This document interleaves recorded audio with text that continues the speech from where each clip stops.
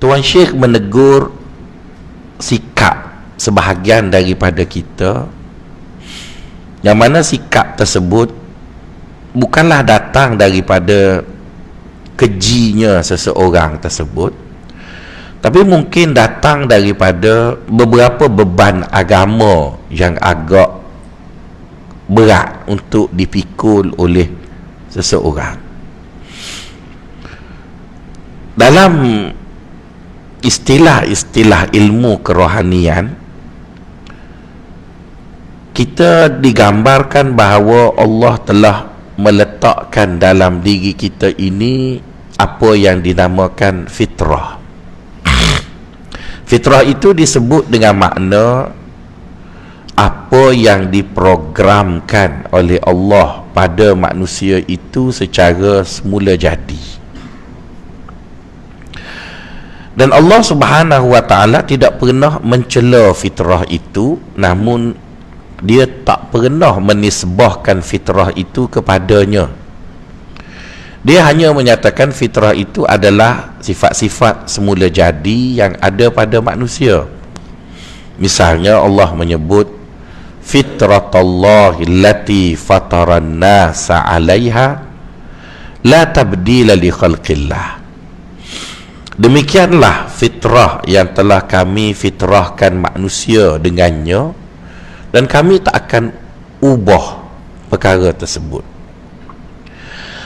Jadi seolah-olah ayat itu menggambarkan kepada kita fitrah itu ialah sifat-sifat, keperluan-keperluan yang ada pada manusia secara semula jadi. Ianya tidak baik dan juga tidak buruk. Dia adalah satu keperluan manusia sebagai seorang manusia. Namun begitu tuan-tuan, Allah ada menyebut satu perkataan lain yang merujuk dengan mengatakan bahawa perkara itu seolah-olah dia punya. Allah guna perkataan sibrah. Sibratallahu allati. Allah menyebut bahawa di samping fitrah itu ada satu benda nama dia sibrah, dan dia menyandarkan sibrah itu kepada diri dia. Dia sebut sibratullah. Jadi tuan-tuan, jika kita perhatikan kepada sibrah dan fitrah, maka kita akan dapati di antara sibrah dan fitrah itu ada dua yang berbeza. Pertama, sibrah itu datang dari Allah untuk mengimbangi fitrah. Dan yang kedua, sibrah itu padanya ada beban.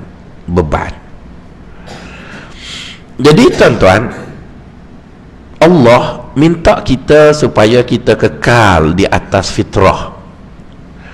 Tapi terlalu lama kita kekal di atas fitrah itu kadang-kala boleh mengheret kita kepada perkara yang tak sepatutnya berlaku.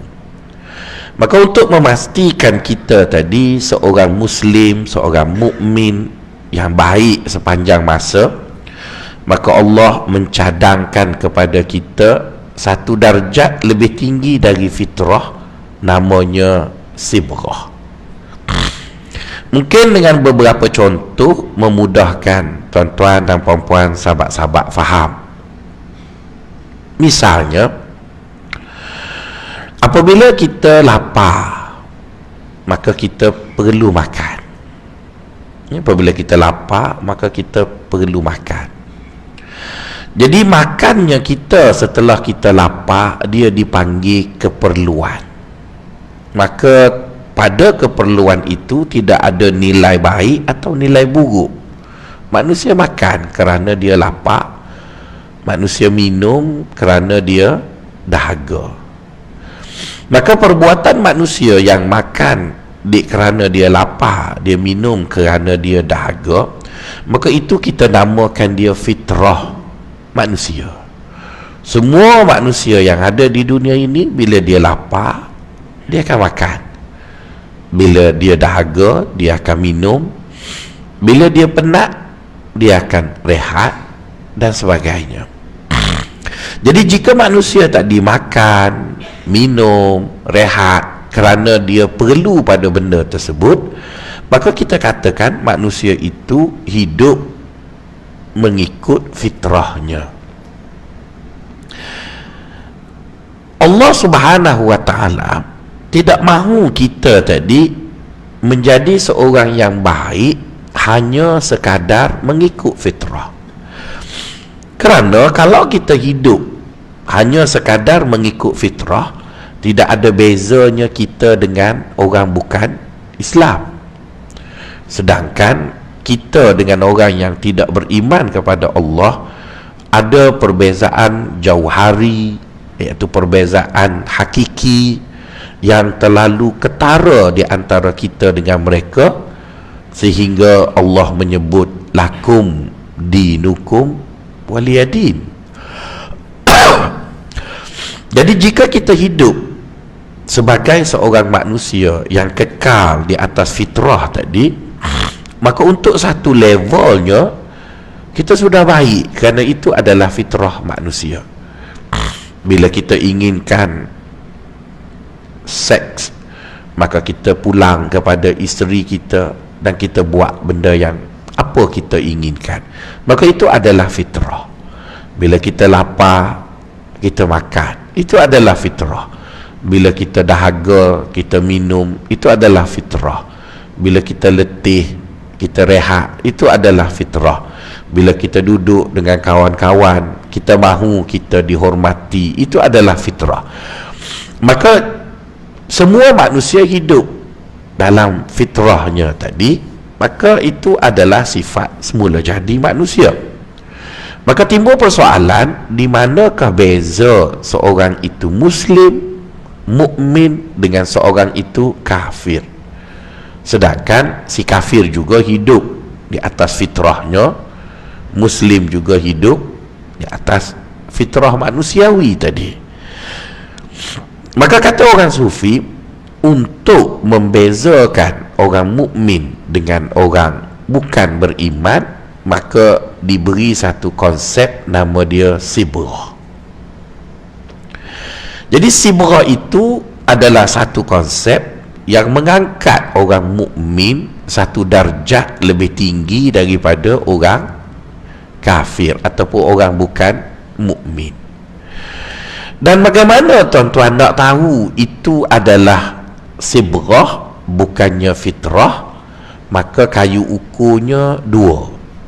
Satu, ianya datang daripada Allah, dan yang kedua, ianya ada beban pada nafsu manusia. Satu datang dari Allah, yang satu lagi ada beban. Sebagai contoh, apabila kita penat semalam, bekerja sampai penat, maka malam tadi kita pun tidurlah.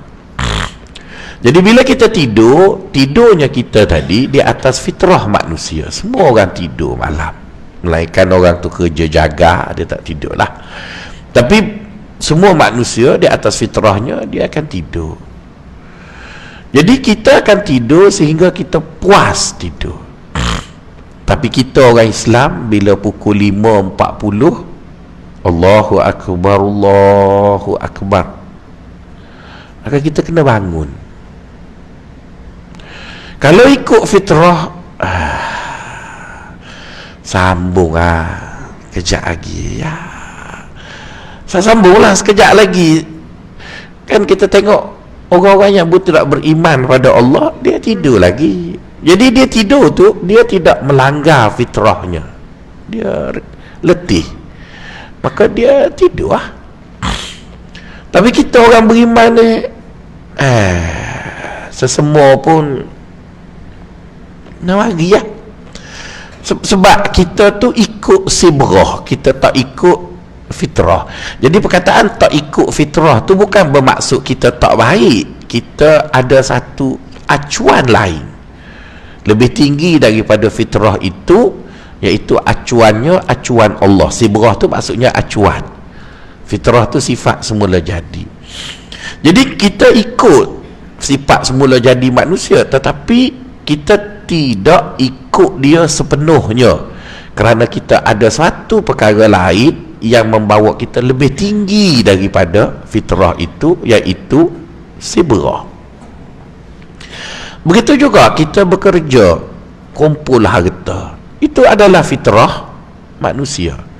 Innal insana lihubbil khairi lasyadid. Sesungguhnya manusia itu amat suka kepada keberuntungan. Wajama amalau wa addadah. Manusia itu suka kumpul harta dan bilang. Jadi bila kita rajin bekerja, bila kita pergi kerja awal pagi, balik lewat malam, kita kumpul harta, maka apa yang kita buat itu tak salah pun, kerana fitrah manusianya sememang begitu. Nah, kita pun ikut benda yang sama. Tapi bila datang haul dan nisab, maka datanglah sibratullah. Kita kena bayar zakat. Jadi bila kita bayar zakat itu, dia sudah tidak fitrah, dia adalah sibrah, yang membawa kita lebih tinggi daripada fitrah itu. Kerana fitrah manusia semuanya kedekut. Manusia tu kedekut sangat-sangat. Tapi bila datang perintah Allah, khuz min amwalihim sadaqatan tutahhiruhum wa tuzakkihim biha wa salli alaihim inna salataka sakanul lahum. Maka kita sebagai orang beriman akur dengan sibrah tadi, maka walaupun sukar kita cari duit, susah payah kita cari duit, tapi bila datang ketentuan Allah untuk kita bayar zakat, maka kita bayarlah. Fitrah manusia melihat perempuan cantik. Semua manusia suka tengok benda yang cantik. Lelaki suka tengok perempuan. Maka sebab itu jangan kita kata suka tengok perempuan ni orang PAS je, orang UMNO pun tengok, orang PKR pun tengok, orang Bersatu pun tengok, ya. Tak tahulah kalau ada seorang Tan Sri tu dia duk kata orang PAS je tengok perempuan. Jadi kesian ke orang Bersatu tak boleh tengok perempuan. Tak, tengok perempuan belakang. Asalkan dia lelaki, tengok perempuan tu dia mecak selalu. Sukalah tengok. Tapi oleh kerana kita tadi orang Islam, orang beriman, maka Allah ajar kita tengoklah perempuan yang boleh kita tengok. Maka kita tengoklah mengikut sibrah, tidak melihatnya mengikut fitrah tadi. Jadi nampaklah kita simpulkan, nampak tuan-tuan dah faham dah tu kan? Nampaklah tuan-tuan kita simpulkan bahawa sibrah itu suatu yang lebih tinggi daripada fitrah. Jadi secara umumnya kita orang Islam akan hidup berasaskan fitrah manusia. Itu secara umumnya. Tapi apabila kita berdepan dengan orang yang tidak percaya kepada Allah, maka garis pemisah di antara kita dengan mereka, kita berada satu darjat lebih tinggi dari mereka, iaitu sibrah. Dan kalau orang tanya apa ciri sibrah itu, ada dua lah. Satu, sibrah itu datang daripada Allah, Allah yang tentukannya. Dan yang kedua, ianya ada beban. Beban yang perlu kita pikul untuk melaksanakan apa yang Allah suruh tadi. Tuan-tuan dan puan-puan yang dikasihi sekalian, apabila kita sebut beban, ya, kita sebut beban. Beban ni tuan-tuan, ada kala dia ringan, ada kala dia berat. Dia ringan ke dia berat, tapi lama-lama dia berat. Ada tak askar pencing kat sini? Tuan-tuan tanya, ada general pencing sini kan? Tuan tanya dia. Ataupun polis pencing. Askar ni tuan-tuan, dia general ke dia apa, dia kena pikul senapang. Senapang tu tuan-tuan, ringan-ringan pun mahulah kot 8 kilo. Ringan-ringan pun begitulah 8-7 kilo. Masa saya duduk belajar di Pakistan dulu, jadi kita seronok lah tengok cerita orang ada pistol begitu. Ada senapang. Jadi bila cuti musim panas, maka kita pun pergilah ke Peshawar di sempadan Pakistan dengan Afghanistan. Jadi perkara yang paling kita seronok apabila kita boleh galas AK-47 tu, Kalashnikov tu, gitu. Lepas tu terpengaruh dengan cerita Rambo, ambil 2 pistol, bubuh kat sini, bubuh peluru lagi, berasa. Jadi abang-abang yang senior kata, boleh pikul, kata wah orang gagah, betul kan? Pikul kita ke sana kemari, tak tembok-tembok pun berasa macam Rambo lah. AK-47 satu, ada pistol revolver ke apa benda nama begitulah. Lepas tu bubuh peluru 5 dah duduk sini, bawa bom je lah. Lepas 5 jam berasa berat. Mula-mula kemaruk tu. Jadi mulalah berasa Allah berat, nak letak lah. Bila nak letak, komander kata, pikul lah. Saya tak tahulah orang lain, saya duduk situ. Masuk hari ketiga, berasa nak capok dah senapai. Allah, nak pergi hantar balik tak boleh. Siapa suruh ambil banyak, pikul lah. Cukuplah banyak-banyak cerita kan, kena tangkap pula. Sekarang tu cukup balik sini. Jadi bila kita balik sini, kita tengok polis tu kan, kesana kemari kat pinggan dia ada pistol, ada peluru, ada gari, ada macam-macam. Kita yang tak pernah rasa benda tu, kita rasa wah segok polis, nampak tu. Pernah tak tuan-tuan tanya polis tu, apa rasa hak duduk pinggan? Saya rasa mungkin dia kata, Allah, kalau boleh nak capok lepah tuan-tuan. Lekak ping. Allah. Jadi nak sebutnya tuan-tuan, supaya tuan-tuan mudah faham, beban ni walaupun dia sikit, tapi bila lama dia jadi rimas. Allah, payah. Sebab tu bila bini kita kata, tanya kita, bang, air ni membebankan you tak? Bini kita tanya kita, maka kita pun tanya dia balik, you nak jawab betul ke jawab tipu? Betul kan? Jawab betul ke jawab tipu? Dia kata, kalau jawab tipu apa, jawab betul apa, beritahu dua-dua.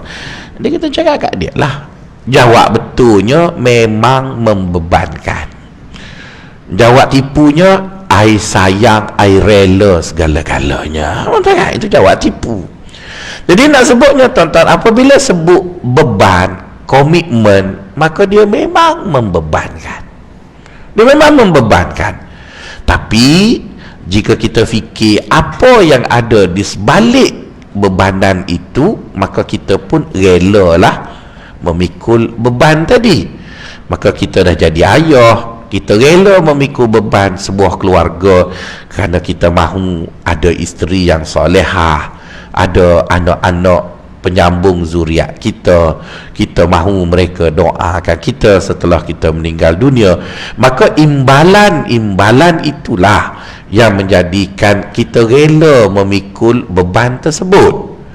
Jadi tuan-tuan, berasaskan kepada konsep itulah, pagi ni Tuan Syekh bercakap.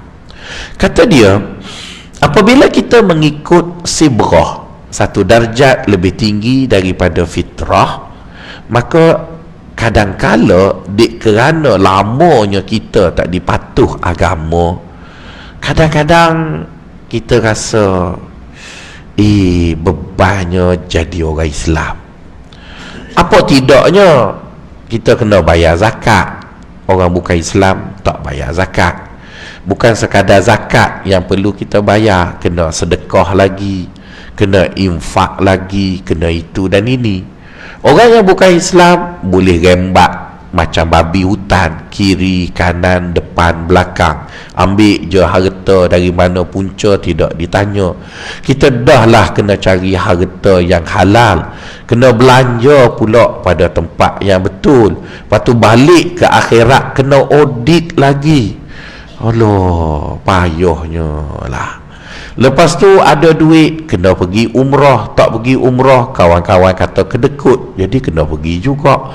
Lepas tu kena pergi haji. Umrah nak pergi kali kedua, kena bayar ekstra 2,000. Lepas tu kena puasa. Dah lah puasa tu letih, buka puasa kena jamu orang pula. Dah lah nak jamu orang, kena buat pula. Lepas tu hari raya, banyaknya.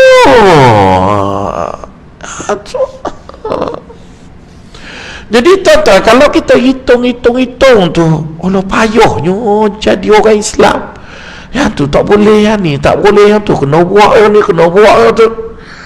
Maka kata Tuan Syekh, kadang-kadang kerana beban agama tu banyak sangat, maka mungkin kata dia terdetik dekat hati kita bila Allah nak bayar ganti rugi. Terdetik gitu. Maka Tuan Syekh sebut, lamma talabta iwadan, apabila kamu terfikir untuk tuntut dengan Allah ganti rugi atas apa yang kamu buat. Yalah, kita congak perkiraan kita kan. Kita ada kedai. Bila kita ada kedai, kita tahu orang akan datang membeli di kedai kita, antaranya ialah waktu pukul 12 hingga pukul 2. Ya, pukul 12 sampai pukul 2 ataupun sampai pukul 3. Pukul 12 sampai pukul 3, andaian kita ramai pelanggan akan datang. Kemudian pelanggan akan datang lagi antara pukul 5 hingga pukul 8. Jadi tuan-tuan, sepatutnya kita mesti berada di kedai pada masa itu untuk memastikan jualan kedai kita itu laku. Adapun pada waktu pukul 8 pagi sampai pukul 11.50 tu orang tak datang. Adapun pukul 3 sampai pukul 5 orang tak datang. Tapi bila kita nak jadi orang Islam ataupun orang Islam yang taat, masa itulah nya suruh kita semayang.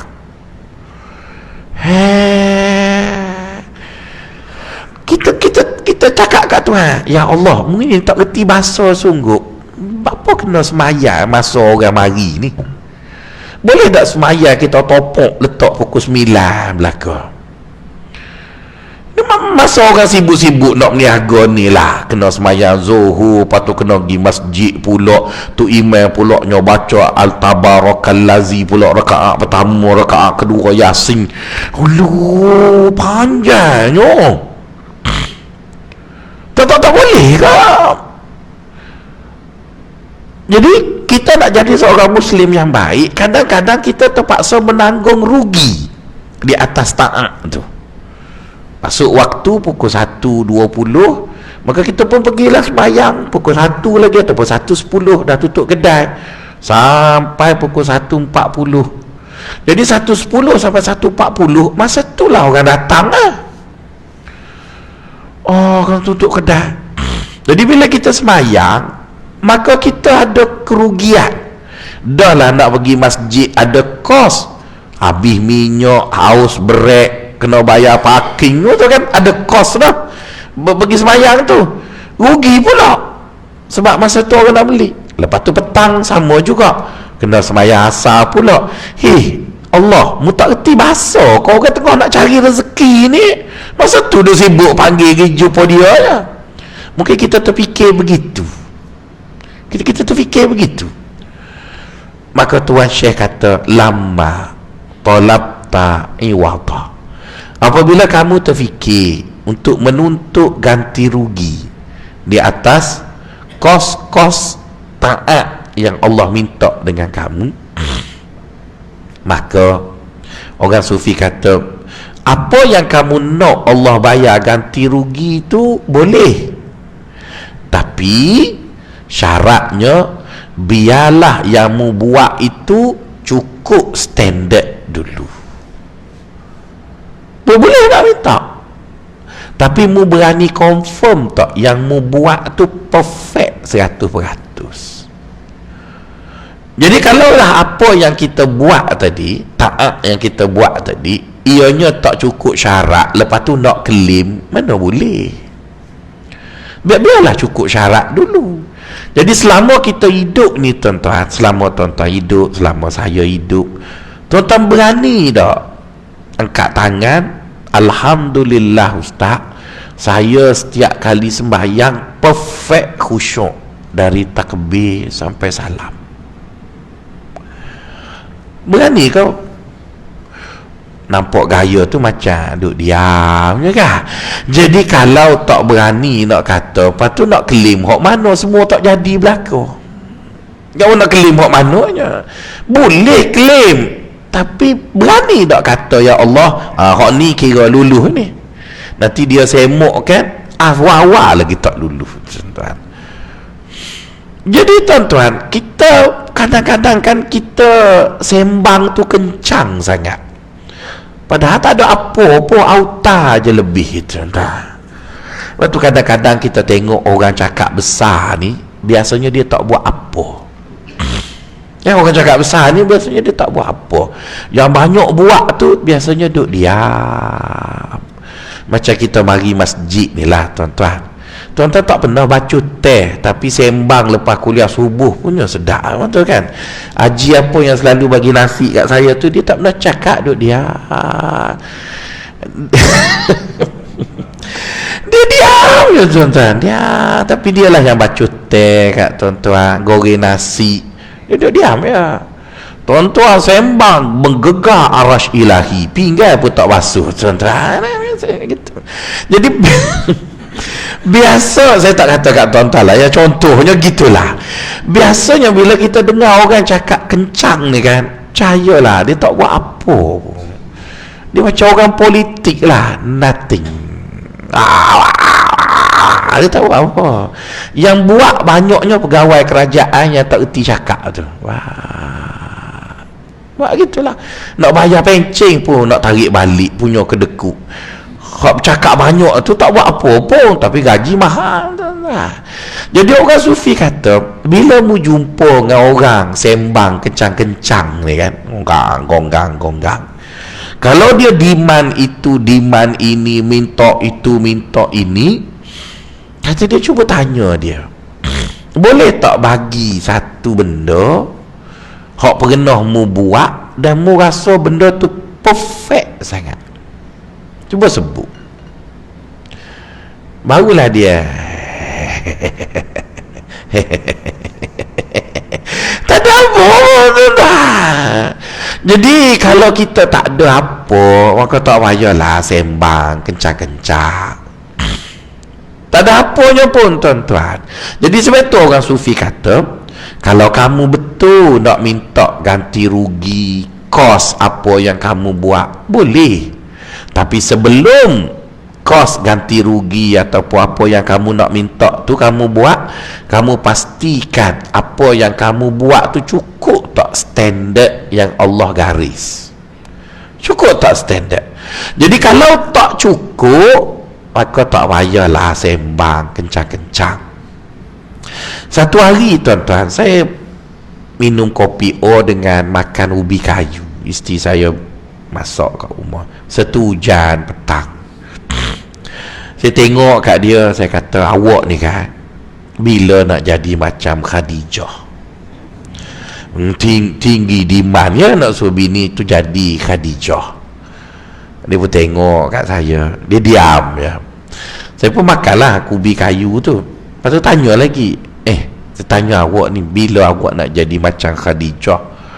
Awak kan ustazah, cubalah contohi Khadijah. Dia pun tengok balik kat saya, dia senyap lagi. Kita pun duk ingat soalan kita tu perfect lah. Sebab dia diam je, tanya lagi. Last sekali dia jawab, bang, saya boleh jadi Khadijah bila-bila masa, dengan syarat abang jadi Muhammad dulu. Menjadilah Muhammad dulu, lepas tu saya jadi Khadijah. Kita pun pakai tak lalu terus nak makan ubi kan, sebab dia minta kita jadi Muhammad. Jadi itu masalahnya. Bini kita minta Khadijah, yang kitanya Abu Jahal. Itu yang penaknya. Jadi bermaksud orang sufi ajar kita mikir gitulah. Boleh nak minta itu, minta ini, minta itu, minta ini, tapi kata dia, sebelum kamu minta itu, minta ini, kamu tanyalah dulu yang dalam banyak-banyak kamu duk buat tu mana agak-agak yang paling sempurna, penuh sempurna kamu buat. Jadi kalau kita sendiri pun berasa tak ada mana yang cukup, lepas tu sembang apa ya? Mujur dia tak capok pun okey dah tuan-tuan. Mujur dia tak tolak kita tu pun dah cukup mujur. Jadi itu hikmah yang disebut pagi ini. Itu Tuan Syekh kata, mata talabta iwadan ala amalin tulibta bitahaqquqis sidqi fi. Bila kamu mula berfikir tentang ganti rugi, kamu mula berfikir tentang kos yang kamu buat, maka orang sufi kata, sebelum minta ganti rugi, minta kos, maka cuba kamu tanya diri kamu sendiri, pernah tak kamu buat satu benda yang Allah suruh kamu tak dapat apa-apa? Kamu tak dapat apa-apa, pernah tak? Okey tuan-tuan, mari kita buat perbandingan. Agak-agak kita nak banding dengan siapa ya, supaya ianya equal. Kita banding dengan malaikat lah ya? Kita banding dengan malaikat, dengan anggapan malaikat dengan kita tu ada banyak persamaan. Okey, kita dengan malaikat, kita buat satu garis, kemudian kita buat petok-petok, kita senaraikan ciri-ciri yang menunjukkan apa yang ada pada kita dan apa yang ada pada malaikat. Okey, kita dapati bahawa tujuan Allah cipta malaikat ialah untuk taat kepada Allah. La ya'sunallaha ma amarahum wa yaf'aluna ma yu'marun. Allah sebut begitu. Sesungguhnya malaikat itu tidak pernah ingkar perintah Allah dan mereka buat apa yang Allah suruh. Jadi bermaksud itu tujuan penciptaan malaikat. Mari tengok pula penciptaan kita. Kita dapati wa ma khalaqtul jinna wal insa illa liya'budun. Maksudnya malaikat dengan kita tu, jika dilihat kepada tujuan penciptaan tu, nampaknya lebih kurang. Yang satu tu kena taat perintah Allah, yang kita pula kena sembah Allah. Samalah lebih kurang. Okey, oleh kerana malaikat itu dan kita pula mempunyai tujuan yang hampir sama, mengikut logik akal kita, mengikut kebiasaan kita berfikir, maka Allah perlu menyediakan keperluan dan utility prasarana yang samutara antara kita dengan malaikat. Sebab kedua-dua itu melakukan benda yang hampir sama, maka keperluan yang perlu disediakan mestilah juga sama. Mari kita tengok Allah adil ke tidak adil. Kita pergi pada perkara yang pertama. Kita dapati malaikat ini tak pernah lemah, kuat manjak.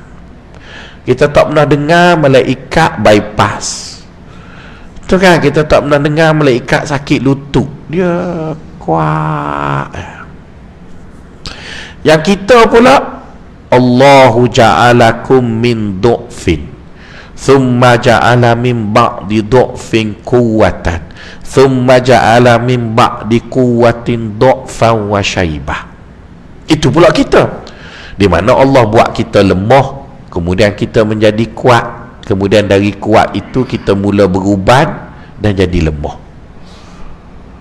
Jadi kita lihat semacam tak adil. Tujuan sama, yang tu tak pernah sakit, tak pernah tua, tak pernah itu dan ini. Kita pula mula dengan lemah, kuat sekejap, lepas tu mula lemah. Wah, itu satu aspek. Nampak Allah ni tak adil. Aspek kedua, Allah tak menjadikan setan itu goda malaikat, malah malaikat tu lempang setan. Yang kita pula kena goda kat setan. Setan pun padang-padang lah nak bergaduh dengan kita. Kau gaduh dengan malaikat lah. Sebab mari bulan puasa ni yang tangkap kau malaikat. Yang kau nak marah kat aku tu buat apa? Tahu kan? Macam orang PAN bergaduh dengan orang PAH. Tahu kan? Orang PAN boleh marah kat orang PAH. Awak pergi Putrajaya dah kan? Mentah lah. Marah apa kat orang PAH? Orang PAH boleh dua negeri je. Itu pun tak dapat peruntukan. Yalah. Jadi kita dengan malaikat tu, kita kata kenapalah setan ni sampai mu bersumpah nak goda manusia. Godalah malaikat tu. Kan dia bersumpah dengan Allah, la aghwiyannahum ajma'in. Aku nak goda semua manusia. Kesian kat kita. Padahal kita dengan setan ni kan, kita semua nanya Adam kena halau dari syurga kerana setan lah yang tipu kita. Dah mu nanya ke aku kat syurga, lepas tu bila aku tubik syurga nak nanya lagi. Teruk benar mutan. Mengira juga kat malaikat bagi-bagilah. Tapi masalah Allah tak buat begitu. Dalam sistemnya malaikat tu tangkap setan, lempang dia. Kita pula kena goda. Dua dah. Nampak macam tak adil. Tuan-tuan jangan bangun ya, masalah ni serius. Nanti tuan-tuan balik kan, Allah, Ustaz Faisal kata tak adil. Adil, tapi pukul 8 lah. Tunggu dulu. Nombor 2, nombor 3, betul kan? Nombor 3, Allah tak letak pun dalam malaikat itu hawa. Itu hawa nafsu. Mana ada kita dengar malaikat ada hawa nafsu. Kita pula ada hawa nafsu. 3 dah. Betul kan? Nombor 4, kita dapati malaikat tadi confirm masuk syurga. Mana ada malaikat masuk neraka.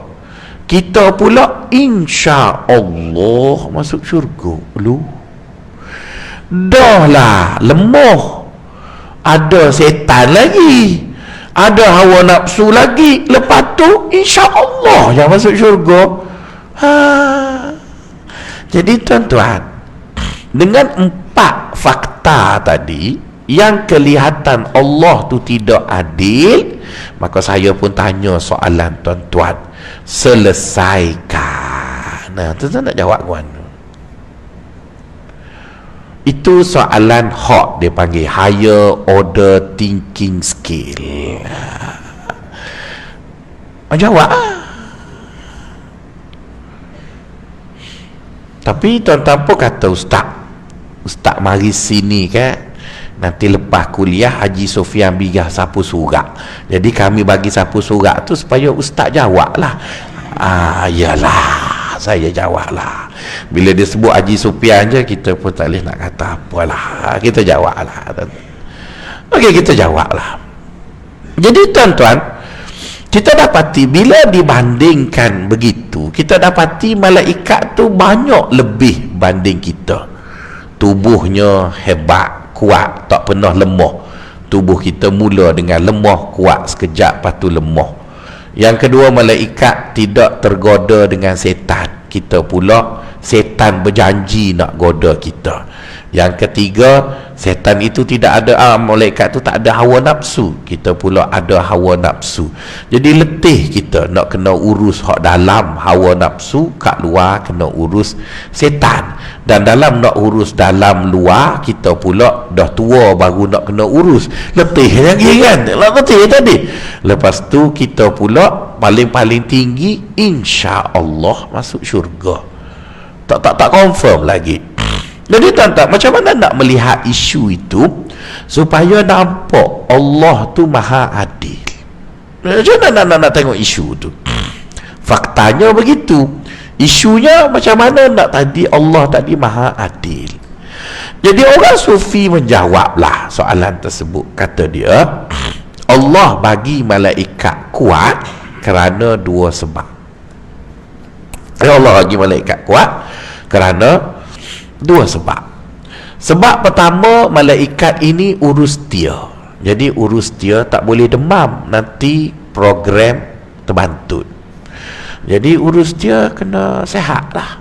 Macam kita tengok buat apa-apa venue, buat apa-apa program kan, siapa jadi urus dia kena kuat lah. Kau pakai baju serupa tu kan, macam syekh kita, dia pikul kamera, dia tak boleh sakit, dia kena pikul je kan?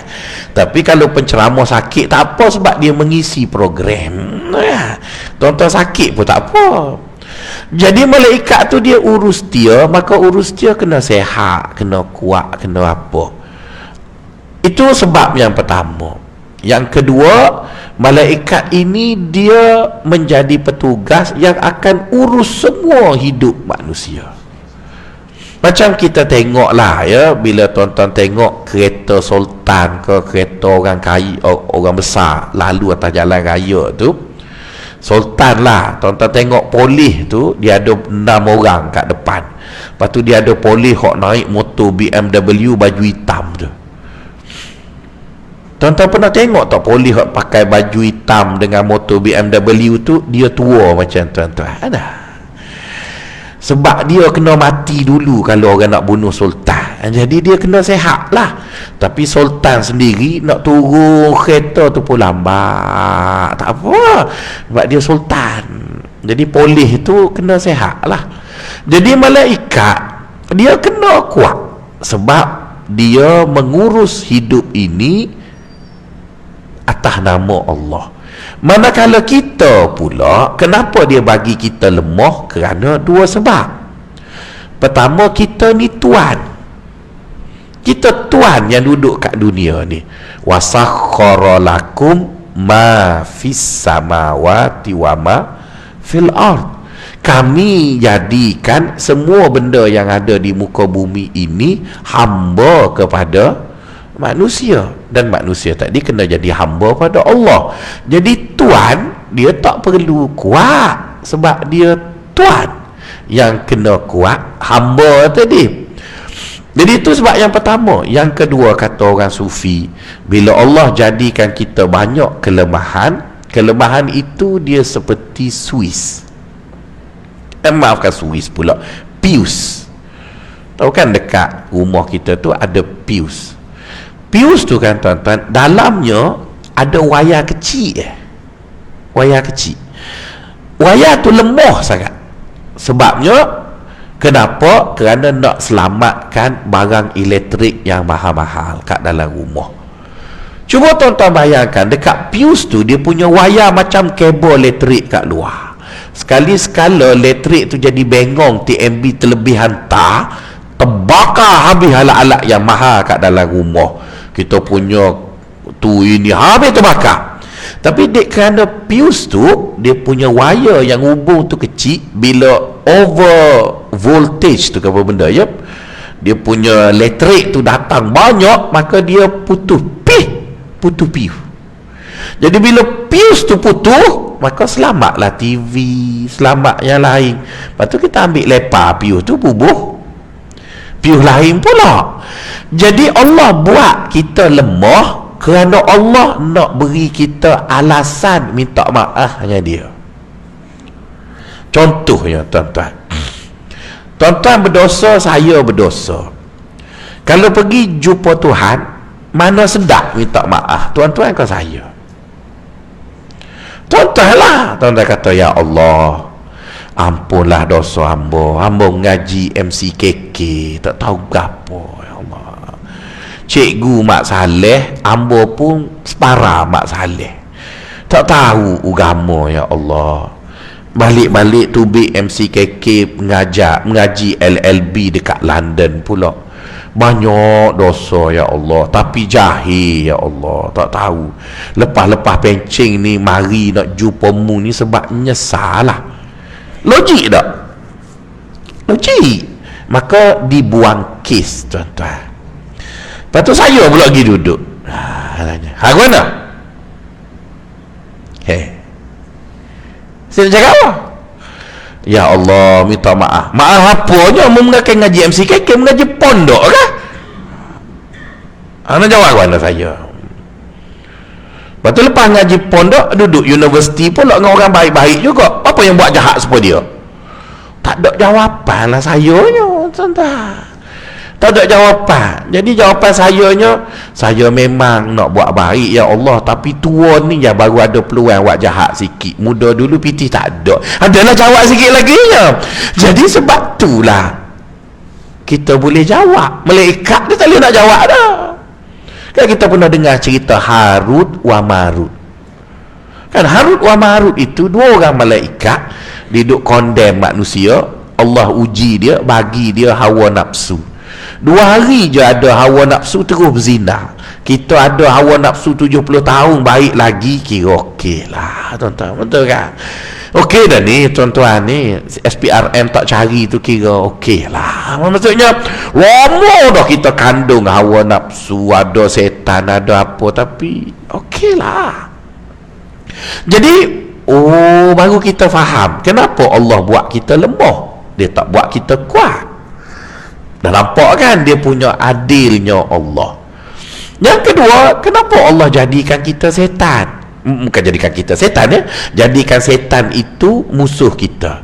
Innasyaitana lakum aduwwun fattakhidhuhu aduwwa. Sesungguhnya syaitan itu musuh kamu, maka jadikanlah dia musuh kamu. Kenapa malaikat tak ada? Kata dia, Allah buat kita setan ni kerana 2 sebab juga. Pertama, dia suruh kita ada pesaing, kompetitif. Kena bersaing. Sebab kalau kita tak ada pesaing, kita comfort zone, maka akhirnya kita punya amalan statik. Gitu je. Dia tak sedap sebab dia tidak bersaing. Tapi bila adanya setan, kita akan digoda untuk buat. Jangan tak buat, jangan buat. Maka kita lawan setan tu. Jadi bila menang lawan setan, rasa puas hati. Rasa puas hati. Misalnya pagi tadi kita nak bangun subuh. Saya sesemua pagi tadi pukul 4:30 tu bangun. Kalaulah tidak kerana janji habis, orang panggil ngaji Sopian, tak mari dah ni. Lepas tu tengok Haji Anwar, Allah, Haji Anwar mari sini jalan kaki mari, Allah. Bangunlah juga baca buku gagah, meleleh hari hidup. Oh, payah tuan-tuan lawan setan. Tapi kejap lagi lepas ceramah segar dah lah. Biarlah. Ustaz ni kalau dia demam jangan bagi Panadol, bagi mikrofon. Segar tuan-tuan. Jadi nama sebutnya tuan-tuan, mungkin pada peringkat awal kita kena lawan setan tu. Tapi bila kita dah menang, dia rasa puas. Muju ada setan. Kalau kita tak ada setan, pukul 4:30 dengan sendiri bangun macam zombie tu, jalan mari masjid. Oh, tak sedap hidup macam tu tuan-tuan. Dia kena begitu lawan. Jadi itu sebab Allah buat setan supaya kita kompetitif. Yang kedua, Allah jadikan ada pada kita setan sebab dia nak tengok kita ni rebah bangun. Dia tengok kita rebah. Bila kita rebah tersungkur kerana ditipu oleh syaitan, Allah kata la taqnatu min rahmatillah. Jangan putus asa, bangun anak aku, bangun hamba aku, bangun, lawan lagi setan. Kita lawan, ada kala kita menang, ada kala kita kalah. Bila kita kalah dia ulur tangan, bangun. Tuan-tuan pernah ingat kan masa tuan-tuan muda-muda dulu, saya pun masih ada anak kecil. Bila anak lelaki kita tu mula nak berjalan, apa tuan-tuan buat?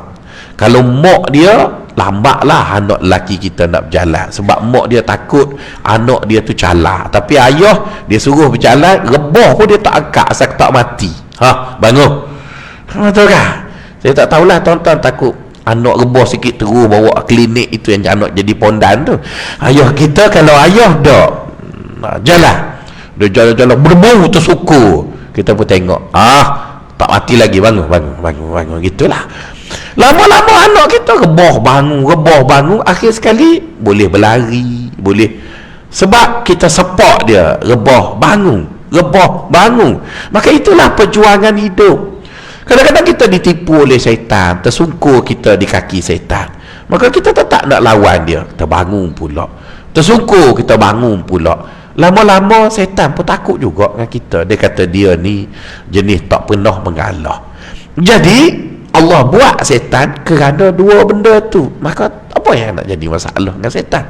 Nombor dua. Nombor tiga, Allah Subhanahu Wa Ta'ala letak dalam diri kita nafsu. Kenapa? Supaya kita dapat rasa hidup ini ceria. Kalau kita tak ada nafsu, dia macam orang kena kasih. Kalau tuan-tuan masih ingat kan, tahun-tahun 80, tuan-tuan pernah pergi umrah tak tahun 80? Sekarang saya tak tahulah, saya duduk di Mekah tahun 80. Tahun-tahun 80 tu tuan-tuan cuba tanya mak ayah tuan-tuan, tahun 80, tahun 70, di Mekah tu ada dua orang negro yang besar, dia duduk dekat Hajarul Aswad. So tinggi dia. Kerja orang tu ialah ambil kepala orang, tengih kat Hajarul Aswad. Kerja dia tu gitu. Tahun 80. Jadi saya masa duduk Mekah tu, hampir tiap-tiap kali semayang boleh cium lah Hajarul Aswad, sebab kita bodek hopswa tu lah. Mak kita duduk ngaji di Masjidil Haram, buat baik dengan dia. Dua orang ni kan tuan-tuan, apa yang orang pengurusan Masjidil Haram buat, iaitu dia kerak senapeh dia. Kena kasih. Dia bagi kawan tu ada isteri, ada anak, dah cukup ada isteri, ada anak, nak bertugas, kerak senapah. Dia tak pondan, dia kasih. Jangan fikir pasal seks. Duduk situ. Dia jadi macam giant robot. Lepas pada tu dihapuskan pekerjaan itu kerana menghina manusia tadi. Jadi tuan-tuan, cuba kita tak ada hawa nafsu, maka hidup kita ni macam robot. Jadi dek kerana ada hawa nafsu tu yang kadang-kadang bila mari pagi rasa ngantuk, hidup belakang. Ada lah tu hawa nafsu, tapi hawa nafsu masih terkawal sebab tak lari balik, duduk dengar dua-dua telinga, lepas tu tutup satu telinga dengar satu, lepas tu tutup satu lagi dengar hati. Betul kan? Okey lah tuan-tuan. Tapi bila dah pukul 8 bangun, puas hati, malaikat tulis dengar kuliah subuh tapi tidur. Betul kan? Okey. Ada tu hawa nafsu sikit-sikit, tapi hawa nafsu yang dikawal. Okey lah tuan-tuan. Jadi oleh kerana ada hawa nafsu, hidup kita tak diceria. Sebab itu Allah sebut dalam surah Ali Imran, zuyyina linnas hubbus syahwat. Kami jadikan hidup manusia itu ceria apabila kami letak pada manusia itu syahwat.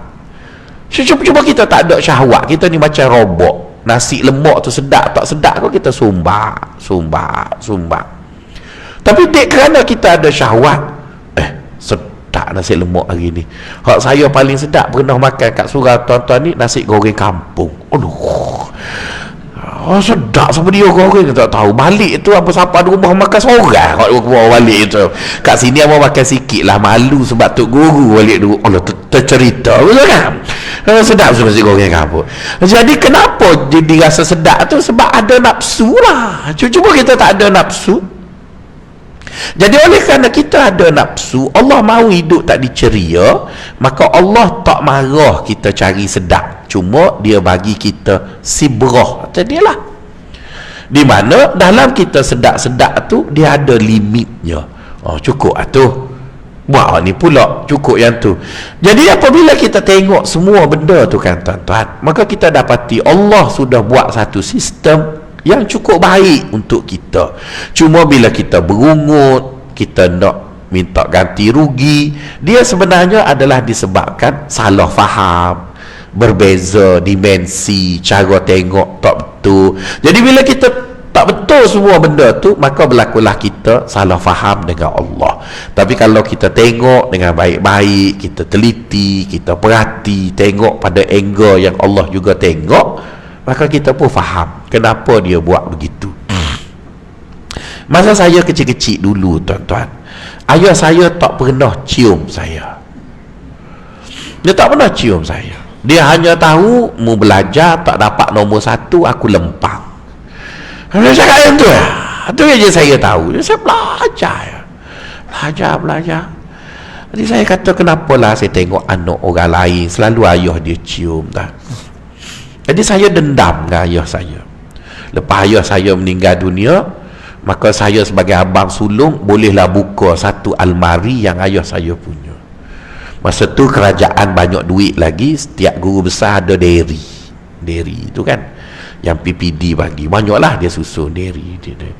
Jadi bila saya buka dairy dia, alamat pertama dia tulis, Abah sayang sangat pada Faizah. Semua itu. Cuma dia tak pandai nak luar, sebab dia orang tua pesing lama. Dia hanya tahu sayang tu dengan lempang. Dia kata gitulah, betul kan? Dia tak reti nak jadi parent zaman moden. Dia tak ada lagi masa tu Fadilah Kamsa, Robiah Kulub, Muhaya, tak ada lagi Nur Hafizah Musa. Dia belum ada lagi masa tu, duduk pula dalam hutan Manik Urah. Gitu je lah. Jadi kita pun tahu dia sayang, cuma kita tak faham bagaimana sayang itu dijelmakan. Tapi bila kita dah faham, duduklah kat kubur dia, minta maaf ayah, selama ni duduk doa ayah mati awal, sebab beci betul lah, yang mati sungguh baru faham gitu. Jadi agak-agaknya gitulah bila kita mengaji tasawuf, antaranya orang sufi ajar kita supaya melihat Allah itu pada sisi yang betul. Tengok dia seperti mana dia tengok kita, seperti mana itu, maka kita akan faham. Jadi sebab itulah hikmah pagi ini kata, la tatlub iwadan ala amalin kum tabihi fa illa tulibta tahaqquqis sidqa fihi. Kata dia, jangan sesekali terfikir untuk menuntut ganti rugi di atas beban-beban agama yang Allah suruh. Sebaliknya, kalau kamu nak tuntut juga, maka Allah akan tuntut kamu mendatangkan amal ketaatan yang sempurna. Memadailah Allah tidak tolak kita, dia terima walaupun tak sempurna, itu pun sudah dikira baik. Jadi saya setakat itu dulu. Minta maaf banyak-banyak, tak boleh nak panjang lagi sebab sesama. Wassalamualaikum warahmatullahi wabarakatuh.